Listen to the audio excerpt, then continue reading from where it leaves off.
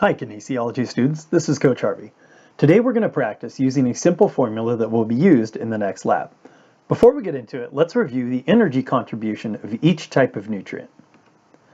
From previous lessons, we learned that carbohydrates have 4 calories per gram, fats have the highest at 9 calories per gram, and proteins also have 4 calories per gram. But remember that proteins are not typically used for energy, but rather to build molecules. We can use these conversion factors to determine how much energy in a food is coming from each nutrient. Here we have a nutrition label for a McDonald's fruit and yogurt dessert. Let's answer some questions. How many calories in this dessert come from fat? We can see that the yogurt has 2 grams of fat. Using our conversion factor, 9 calories per gram, if we multiply, we get 18. We can do the same thing for carbohydrates. There's 33 grams of carbohydrates, so using the conversion factor of 4 calories per gram, we can tell that there are 132 calories from carbs. And lastly, if we look at protein, there's 4 grams, so 4 grams times 4 calories per gram gives us 16 calories from protein. Now it's your turn to practice. Analyze this label for cheddar cheese and see if you can calculate the amount of calories that come from each of the 3 energy nutrients.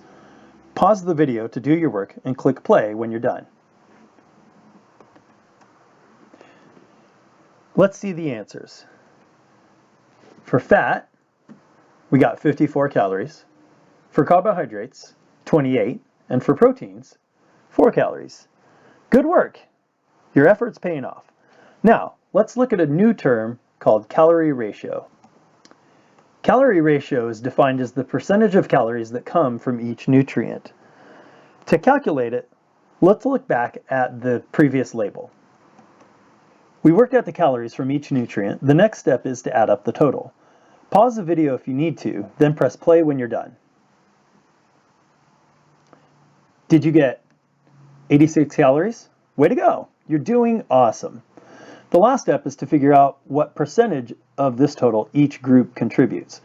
Using the calorie values from each nutrient and the total that we just calculated, can you determine the percentage for each? Pause the video and start again when you're done. If you got 63% for fat, 33% for carbohydrates, and 5% for protein, you're right. You're doing great. This helps you see that, for example, in this cheese, more than half of the calories are coming from fat. Let's do one more example, this one on your own. Here again is the label for the yogurt and the calories we calculated earlier. See if you can calculate the calorie ratio or percentage of calories from each nutrient. Go ahead and pause the video while you work. First, the total calculated calories is 166.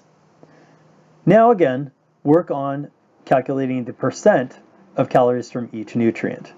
Go ahead and pause again if you need to. And here are the answers. Good job. Now, if you've paid close attention, you may have noticed a couple of odd things about these numbers. First of all, these don't quite add up to 100. Okay? In my example here, they're 101%, and that's just due to rounding. If I had kept more decimals, it would be closer to 100. Second, if you look at the calculated total, you'll notice that it's not quite the same as the total on the label. There's a few reasons for this. For one, these numbers here are based on the factors of 4, 9, and 4 from these large categories. But those aren't always perfectly accurate. For example, there are many types of fats, and some might give slightly less or more than 9 calories per gram. Also, some nutrients don't break down easily. You'll remember that fiber is one of these. So we're not going to get necessarily 132 calories from fiber, but probably a little bit less. The total number of calories on these labels is determined by actually burning the food in a lab. and is more accurate than estimating it this way. But the difference is often insignificant. You can see that our calculation of 166 is only 1 calorie off of the label. So that's it. You've learned how to calculate a calorie ratio. Now you're ready for Lab 3.